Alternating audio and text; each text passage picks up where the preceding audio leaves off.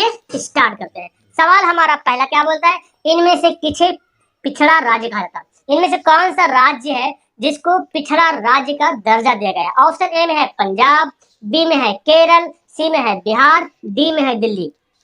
तो क्या होगा, यानी कि बिहार राज्य को पिछड़ा राज्य कहा जाता है, यानी कि इसमें ऑप्शन नंबर सी बिल्कुल राइट आंसर हो जाएगा। ओके, अगला सवाल है, बिहार के किस जिले के प्रति व्यक्ति आय सर्वाधिक है, यानी कि पर कैपिटा इनकम, प्रति व्यक्ति आय किस जिले की प्रति व्यक्ति आय सबसे ज्यादा है। ऑप्शन ए में है पटना, ऑप्शन बी में गया, ऑप्शन सी में है शिवहर, ऑप्शन डी में है नालंदा। तो बहुत ही ये सवाल बहुत इंपॉर्टेंट है एग्जाम के व्यू के। तो यहाँ पे क्या हो जाएगा, बिहार का सबसे ज्यादा प्रति व्यक्ति आय वाला जिला है वो कौन है जी, तो वो है पटना। पटना जिला है जहाँ सबसे ज्यादा प्रति व्यक्ति आय वाला जिला है। अगला सवाल पढ़ते हैं, मुद्रा का कार्य बताइए, यानी कि मुद्रा का काम क्या है। The function of the currency, यानी कि करेंसी जो है मुद्रा है उसका काम क्या है। ऑप्शन ए में है मापन, बी में है संचय, तीन में है भुगतान, इनमें से सभी। तो जाहिर सी बात मुद्रा को क्या कहते हैं, हम लोग मापते भी है ना, मेजरमेंट भी करते हैं, मुद्रा को मापते हैं, 2 रुपए किलो, 5 रुपए किलो। संचय भी जमा करते हैं ना, मुद्रा को जमा करते हैं, ये पैसा को हम लोग इकट्ठा करते हैं बैंक में, पास में, है ना, तिजोरी में। और भुगतान मतलब भुगतान पे करते हैं, कोई चीज खरीदते हैं तो पे करते हैं। तो मुद्रा का सभी काम हो जाएगा, यानी कि ऑप्शन नंबर यहाँ पर डी बिल्कुल सही आंसर इसका हो जाएगा जी। अगला सवाल पढ़ते हैं, भारत की वित्तीय राजधानी किस शहर को कहा जाता है, यानी कि किस शहर को भारत की वित्तीय राजधानी कहा जाता है। Capital, financial capital of India.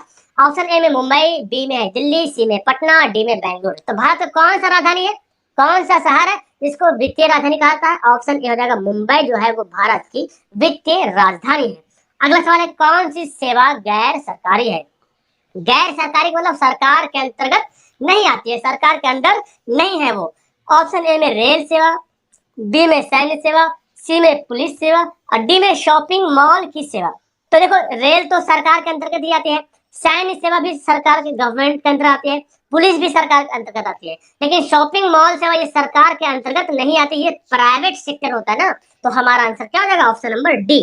अगला सवाल पढ़ते हैं, विश्व के विकसित देश है, यानी कि डेवलप्ड कंट्री, जहां पूरी तरीके से हर कुछ जो कुछ भी हमें आवश्यकता की जरूरत है उस देश के लोगों को सभी कुछ वहां पे विकसित हो चुका है, आविष्कार हो चुका है, ठीक है ना। ऑप्शन ए में अमेरिका, बी में ब्रिटेन, सी में जापान और डी में इनमें से सभी। तो देखिए, अमेरिका, ब्रिटेन, जापान, ये तीनों की तीनों क्या है, विकसित देश है, यानी कि विकसित हो चुका है, डेवलप्ड कंट्री। और हमारा भारत जो देश है, इंडिया जो हमारा है, वो क्या है, डेवलप मतलब विकासशील देश है, वो डेवलपिंग की ओर आगे बढ़ रहा है, अभी पूरा विकसित नहीं हुआ भारत, और भारत विकसित की ओर, विकास की ओर आगे बढ़ते जा रहा है। तो यहाँ पे विकसित देश कौन हो गया, सभी। अगला सवाल है, वैश्वीकरण के मुख्य अंग कितने हैं। तो इसका राइट आंसर क्या होगा, बहुत सारे बच्चे यहाँ पे कंफ्यूजन करेंगे, और जिनके पास मॉडल सेट वगैरह होगा वो मॉडल सेट पढ़ के बहुत कंफ्यूज करेंगे, क्योंकि मॉडल सेट में ऑप्शन का इस सवाल का आंसर जो है गलत दिया हुआ है, 4 दिया हुआ है। लेकिन जब आप कभी कभी भूल से, मिस्टेक से भी अगर आप एनसीईआरटी किताब पढ़ लेते हो तो आपको पता चलेगा कि वैश्वीकरण के मुख्य जो है वो 5 अंग है, ठीक है ना, उनका नाम भी वहां पे दिया हुआ है। अगला सवाल पढ़ते हैं, कोयला किस प्रकार का संसाधन है जी। कोयला जो संसाधन है वो किस प्रकार का है, अनवीकरणीय है या नवीकरणीय या जैव है या अजैव है। तो कोयला जो है अनवीकरणीय संसाधन है। अनवीकरणीय संसाधन बोलते हैं जिस संसाधन का उपयोग एक बार करते हैं और वो यूजलेस हो जाता है, मतलब फिर उसको दोबारा यूज नहीं कर सकते। और नवीकरणीय बोलते हैं जिसको हम बार बार यूज कर सकते हैं, जैसे पानी है ना जी, हम एक बार पिए फिर पानी आ सकता है, एक बार नल चलाएंगे, मोटर चालू करेंगे, फिर पानी आएगा, फिर बार बार आएगा, है ना। उस पानी का रीयूज भी कर सकते हैं, दोबारा यूज भी कर सकते हैं। लेकिन कोयला हो गया, पेट्रोलियम हो गया, इसको हम एक बार यूज करेंगे, दोबारा यूज के लायक ही नहीं बचेगा। ओके, अगला सवाल है, काली मिट्टी का दूसरा नाम क्या है। जो काली मिट्टी है ना उसका 2 नाम है, एक तो हम बोलते हैं काली मिट्टी बोलते हैं जी, दूसरा नाम क्या है, बालुई, रेगुर या साल या पर्वतीय। तो काली मिट्टी का जो दूसरा नाम है वो क्या है, रेगुर, यानी कि रेगुर को जो है काली मिट्टी को रेगुर भी बोला जाता है। तो इस तरह से इस सवाल का आंसर क्या होगा, ऑप्शन नंबर बी इसका राइट आंसर हो जाएगा। अगला सवाल है, चावल है, चावल कौन सी फसल है। ये सवाल very very very very important है। चावल क्या खरीफ फसल है जी या रबी फसल या जायद, इनमें से कोई नहीं। तो ये रबी और खरीफ बहुत बार एग्जाम में पूछा गया, बहुत बार। आप किताब खोलोगे तो पता चलेगा, है ना, गाइड वगैरह देखोगे तो पता चलेगा। चावल जो है रबी खरीफ फसल है। चावल कैसा फसल है, चावल खरीफ फसल है। और एक आता गेहूं, ठीक है। गेहूं, गेहूं के बारे में आता है, जो गेहूं है रबी फसल है। ये दोनों चावल और गेहूं बहुत हाईलाइटेड है, ठीक है, बहुत हाईलाइटेड होया हुआ है। तो चावल हो जाएगा खरीफ फसल, है ना, और गेहूं हो जाएगा रबी फसल। अगला सवाल पढ़ते हैं। निम्नलिखित उद्योगों में से कौन सी कृषि पर आधारित नहीं है? इनमें से कौन सा उद्योग है जो कृषि पर डिपेंड नहीं करता है? ऑप्शन ए में सूती वस्त्र है, ऑप्शन बी में सीमेंट है, सी में चीनी है, ऑप्शन डी में जूट वस्त्र है। तो देखो यार, सूती वस्त्र है तो सूती चाहिए, सूती के लिए कपड़ा चाहिए, सूती चलेगा। और सूती कहाँ आता है? वो कृषि पे ही आधारित होता है। कृषि के आधारित मतलब जहाँ पेड़ पौधा सब कृषि में आ जाएगा, ठीक है ना, जानवर वगैरह सब कृषि में आ जाता है, मछली पालन सब कृषि में आ जाएगा। चीनी वगैरह, तो चीनी कहाँ से बनता है? गन्ना से बनता है, तो चीनी तो है कृषि पे आधारित है। जूट भी तो जूट का भी होता है ना, ये भी कृषि पे डिपेंड है। सीमेंट कृषि पर आधारित नहीं है, इसलिए आंसर होगा ऑप्शन नंबर बी। अगला सवाल, निम्नलिखित में से कौन छोटे पैमाने का उद्योग, मतलब छोटे छोटे पैमाने पे उद्योग किया जा सकता है, उन उद्योग का नाम बताना है। ऑप्शन ए में है चीनी उद्योग, ऑप्शन बी में है कागज उद्योग, सी में है खिलौना उद्योग, डी में है विद्युत उपकरण उद्योग। तो आप ऑप्शन पढ़ करके, जो बंदा पहली बार भी अगर इस सवाल को पढ़ता होगा तो ऑप्शन देख के ही बता सकता है कि इसका सबसे छोटे पैमाने पे कौन उद्योग होगा।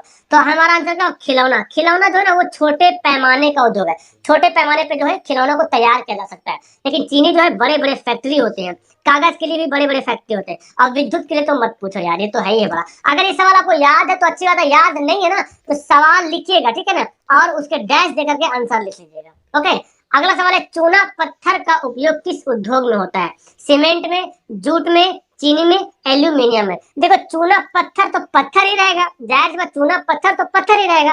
तो जूट तो क्या है? जूट तो पत्थर है नहीं यार, तो इसमें तो होगा नहीं। चीनी तो पत्थर है नहीं, चीनी तो ये हम लोग पीते हैं, खाते भी है ना, शरबत वगैरह पीते हैं। एल्यूमिनियम तो यार तो अलग ही है। तो हमारा सीमेंट आंसर होगा, क्योंकि सीमेंट है जो पत्थर से मिलके बना, चूना पत्थर से मिलके बना है। तो चूना पत्थर का उपयोग जो है सीमेंट उद्योग में किया जाता है। अगला है, भारत का सबसे बड़ा बंदरगाह, सबसे बड़ा, the largest port of India. Mumbai बंदरगाह, चेन्नई बंदरगाह, कोलकाता बंदरगाह, कांडला बंदरगाह, ठीक है ना। अब आपको मैं यहाँ पे देता हूँ होमवर्क, और इस होमवर्क को आपको नीचे कमेंट करके बताना है, ठीक है ना। फिलहाल मुझे यहाँ पे लगा होमवर्क देना चाहिए, इसलिए मैं यहाँ पे होमवर्क दे रहा हूँ। पहले सवाल समझ लेते हैं। भारत का सबसे बड़ा बंदरगाह वो कौन है? मुंबई जो है भारत का सबसे बड़ा बंदरगाह है। अब आपको बताना है जी, ठीक है ना। यहाँ पे सब तो दिया हुआ है, आपको बताना है तो कांडला जो है बंदरगाह किस राज्य में पड़ता है, ठीक है, यही होमवर्क बनाना है, ठीक। कांडला बंदरगाह किस राज्य में पड़ता है, ठीक है, ये राज्य ऑप्शन बताना है। कांडला जो बंदरगाह है वो किस राज्य में, बाकी तो मुंबई जान ही रहे हो, चेन्नई भी जान रहे हो, कोलकाता भी जान रहे हो, तो आपको होमवर्क बताना है कि कांडला बंदरगाह किस राज्य में पड़ता है। अगला है, बिहार के कितने प्रतिशत भौगोलिक क्षेत्र में वन का फैलाव है? इन सवाल पे इस सवाल बहुत चर्चा हुई है, बहुत लोग परेशान हुए हैं, तो मैं भी परेशान हुआ, लेकिन अब यहाँ पे मैं आपको सटीक आंसर बताने वाला हूँ। बिहार के बारे में बात किया जा रहा, भारत के बारे में बात नहीं किया जा रहा। सबसे पहली बात तो बिहार में कितने प्रतिशत भौगोलिक क्षेत्र में वन का फैलाव है? 15, 20, इसे परसेंट में है 10 और 7। तो हमारा आंसर होगा 7%। कहीं कहीं 7.1 देगा, कहीं कहीं 7.2 देगा, तो मतलब अप्रोक्सीमेट में देखा जाए तो हमारा आंसर क्या होगा? 7% यहाँ पे राइट आंसर हो जाएगा। अगला है, बिहार में रज्जू मार्ग है। रज्जू मार्ग आपको पता चला सर रज्जू मार्ग क्या होता है? रज्जू मार्ग आपको माइंड में क्या आ रहा होगा? वो जो सड़क होता है ना ऐसे ऐसे, वही रज्जू मार्ग है क्या? नहीं नहीं, सड़क इसको नहीं बोलते। आप राजगीर कभी आएंगे देखेंगे तो एक पहाड़ है ना, पहाड़ है, अब पहाड़ पे एक मंदिर बना हुआ है, और यहाँ से लोग जाते हैं, तो कुछ लोग सीढ़ी से भी चढ़ के जाते हैं, है ना, सीढ़ी से, पहाड़ पे सीढ़ी बना हुआ है। अब कुछ लोग जो एक लिफ्ट होता है, लिफ्ट झूला टाइप का बना हुआ है, यहाँ पे बैठे और वो लिफ्ट जो है वहां पे पहुंचाता है, तो रज्जू मार्ग है। अब एक नया टाइप का भी रज्जू मार्ग बन गया, ठीक है ना, तो वो कहाँ है? राजगीर में है, ठीक है ना। बिहार शरीफ में नहीं है, गया में नहीं है, बांका में नहीं, बल्कि राजगीर में, ठीक है, और बहुत शहरों में भी है। अब रज्जू मार्ग नया टाइप से बन गया, बहुत अच्छी तरीके से उसको मतलब वो भी है पहले वाला भी और नया भी बनाया गया है। कभी मौका मिले तो आए, नहीं तो मैं ब्लॉग बनाऊंगा, डोंट वरी। रक्त एवं लौह की नीति का अवलंबन किसने किया था? है ना, Mazzini, Hitler, Bismarck, William. Very very important question है कि रक्त एवं लौह, है ना, ब्लड एंड आयरन की जो नीति का जो अवलंबन किसने किया था? तो इसका आंसर हो जाएगा क्या? ऑप्शन नंबर हो जाएगा सी, बिस्मार्क। यहाँ पे राइट आंसर हो जाएगा, क्योंकि बिस्मार्क जो है ना रक्त एवं लौह की नीति का अवलंबन किया था। ऑप्शन सी बिल्कुल राइट आंसर होगा। अगला सवाल पढ़ते हैं, लाल कुर्ती का गठन किसने किया था? वेरी वेरी इंपोर्टेंट सवाल है। Who form the Lal kurti? Kabul, Mazzini, Bismarck या गैरिबॉल्डी, है ना। तो लाल कुर्ती, एक लाल सेना आता है, एक लाल कुर्ती है। फिर मैं आपको होमवर्क देने वाला हूँ, जो मैं होमवर्क दे रहा हूँ उसका आप लोग आंसर कमेंट करेंगे, ठीक है ना। सबसे पहले पढ़ते लाल कुर्ती का गठन किसने किया था? गैरीबॉल्डी ने किया था। गैरीबॉल्डी पेशे से नाविक था जी, है ना। तो ऑप्शन हमारा डी हो जाएगा। और होमवर्क आपका ये है कि लाल सेना का गठन किसने किया था? इसका होमवर्क आपको नीचे कमेंट करना। तो एक कांडला हो गया, कांडला बंदरगाह किस राज्य में पड़ता है? और सेना, लाल सेना का गठन किसने किया था? ये दो होमवर्क आपको मिला फिलहाल। आगे देखते हैं। रूस में जार का अर्थ क्या होता है जी? है ना, जार किसको बोला जाता था रूस में? पीने के बर्तन को बोला जाता था, या पानी रखने की मिट्टी वाला जो बर्तन उसको बोला जाता था, या रूस का सम्राट होता था, या रूस का दोनों, चलो रूस का सम्राट ही लिखा हुआ, सामंत। ये रूस का सामंत है, रूस का सम्राट है, यानी कि एम्पेरर ऑफ रशिया। रूस का जो सम्राट होता था ना, जो राजा होता था रूस का, सम्राट जो होता था, जो एम्पेरर होता था, उसी को रूस में उसको क्या बोलता? जार बोला जाता। जार, यानी कि ये जार है, रूस का सम्राट है। ओके, आगे बढ़ते हैं। अंतरराष्ट्रीय महिला दिवस कब मनाया जाता है? वेरी वेरी इंपोर्टेंट, ये सवाल हर बार आया, पिछले साल भी एग्जाम टपक गया है, ठीक है। तो अब इस बार अगर टपक जाएगा तो आपको टपका देना अच्छी तरीके से। When is international women's day celebrated? 4 June, 1 December, 15 April, 8 March. तो 8 मार्च को अंतरराष्ट्रीय महिला दिवस मनाया जाता है, सेलिब्रेट किया जाता है, ठीक है। आंसर हो जाएगा डी। अगला सवाल पढ़ते हैं। गांधी जी को महात्मा की उपाधि, गांधी जी को महात्मा की उपाधि किसने दी थी? है ना, यानी कि महात्मा जी, जो गांधी जी को हम लोग बोलते हैं महात्मा जो बोलते हैं, वो टाइटल जो है किसने दी थी? मोतीलाल नेहरू ने दी थी, या लाला लाजपत राय ने दी थी, या रविंद्रनाथ टैगोर ने दी थी, या गोपाल कृष्ण गोखले ने दी थी? तो गांधी जी को महात्मा की उपाधि जो है रविंद्रनाथ टैगोर ने, किसने दी थी? रविंद्रनाथ टैगोर ने दी थी। ऑप्शन नंबर इसका क्या होगा? बिल्कुल यहाँ पे राइट हो जाएगा, सी। आगे सवाल पढ़ते हैं। गांधी जी ने दांडी यात्रा किस तिथि को आरंभ किया था? आरंभ के बारे में बात करें ना, दांडी यात्रा जो आरंभ किया था किस तिथि को?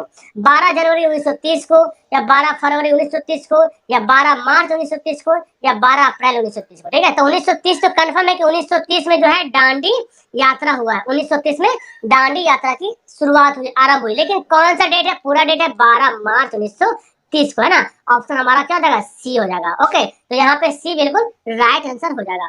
अगला सवाल पढ़ते हैं। रंपा विद्रोह कब हुआ था? ये भी बहुत इंपॉर्टेंट सवाल है। रंपा रेवेलियन हैपन कब हुआ जी? 1916 में, 1917 में, 1918 में, या 1919 में? तो रंपा विद्रोह हुआ था 1916 में, यानी कि 1916 में रंपा विद्रोह हुआ था। बहुत बार सवाल भी पूछा गया है, बहुत इंपॉर्टेंट सवाल।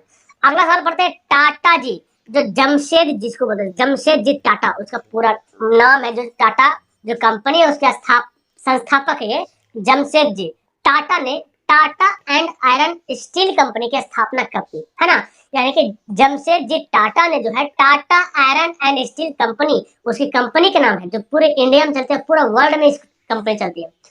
इसकी स्थापना कब की गई? 1854 में, 1907 में, 1915 में, 1923 में। तो जमशेद जी ने Tata and steel iron steel company की स्थापना 1907 में की थी। Tata iron and steel company, ठीक है ना। और ये बहुराष्ट्रीय कंपनी है, ये सिर्फ इंडिया में नहीं, बाहर देशों में भी टाटा नाम का गाड़ी हो गया, बहुत कुछ है ना, चलता है। अगला सवाल है। बिहार को पृथक राज्य का दर्जा कब किया गया? यानी कि बिहार जो एक अलग राज्य बना है, तो बंगाल से अलग होता, बंगाल से, ठीक है ना। पहले बंगाल में बिहार, झारखंड, उड़ीसा सब एक में ही आता था, पूरा बंगाल उसका नाम हुआ करता था, बंगाल में ही नाम होता था। बिहार भी बंगाल में था, झारखंड भी बंगाल में था, और उड़ीसा भी बंगाल में था। अब बंगाल से पहले बिहार अलग हुआ, ठीक है ना, पहले बंगाल से बिहार अलग हुआ। तो पहले बताओ बिहार का जो नाम पड़ा कब पड़ा? 1912 में जो है बिहार का दर्जा दिया गया कि ये बिहार एक राज्य है। उसके बाद बिहार से झारखंड हुआ, है ना, उसके बाद उड़ीसा भी हुआ। तो ये हमारा आंसर हो जाएगा ऑप्शन नंबर सी। अगला सवाल है। विश्व में सबसे पहले मुद्रण की शुरुआत कहाँ हुई? करेंसी, है ना, मुद्रण चलने की शुरुआत, पैसा रुपया कहाँ से शुरू हुआ कि हाँ पैसा भी चलाया जाए, है ना? भारत, जापान, चीन, अमेरिका। तो खैर भाई, तो ऑप्शन पढ़ के तो यहाँ पे पता कर सकते हैं, ये है चाइना, है ना जी, चाइना माल है। अगर बोलते ना चाइना माल चलता नहीं, टिकता नहीं, लेकिन रुपया है एक ऐसा चीज जो हमेशा चल रहा ना, शुरू से और अभी तक चल रहा, और मेरे ख्याल से भविष्य तक चाइना का बनाया हुआ एक चीज चलते रहेगा, रुपया, करेंसी। हालांकि चाइना माल टिकता नहीं, लेकिन टिक रहा है, एक एक्सेप्शन यहाँ पे रुपया है, ठीक है। अगला सवाल पढ़ते हैं। हिंदुस्तान रिव्यू का प्रकाशन किसने किया था? ऑप्शन है, ये पत्रिका है, ठीक है ना। हिंदुस्तान रिव्यू जो है वो क्या है? पत्रिका बोलते हैं, मैगजीन को बोलते हैं, उर्दू में बोलते हैं रिसाला। छोटे 3-4 पन्ना की जो है किताब होती, 3-4 पेज की, जो इम्पोर्टेंट बातें होती है वो उनको लोगों को बताना होता है, ठीक है ना। तो पहले ऐसे ही होता था, कॉल यूट्यूब वगैरह नहीं था, ठीक है ना, यही सब था। पत्रिका लिखा था, 3-4 पन्ना का लिखा, लेटर के टाइप का, और किताब छप गया और उसको पूरे भारत में बंटवाया जाता था, जिस तरह से पेपर बढ़ता है। तो लोग जान जाते थे क्या बोलना चाह रहे हैं। तो इनके राइटर का नाम बताना, प्रकाशन किसने किया था। तो ऑप्शन है रामकृष्ण वर्मा, श्री कृष्ण सिंह, मजहरुल हक, सचिदानंद। तो आंसर हो जाएगा Sachidanand Sinha. Option number D यहाँ पे राइट आंसर हो जाएगा। अगला है मार्टिन लूथर कौन था। बहुत इंपॉर्टेंट, दक्षिण अफ्रीका के बारे में पढ़ेंगे, महात्मा गांधी जी ने वहां जो गया था। तो मार्टिन लूथर के बारे में बताना कि कौन था। समाज सुधारक था, या दार्शनिक था, या राजनीतिक था, या धर्म सुधारक था। तो मार्टिन लूथर था धर्म सुधारक।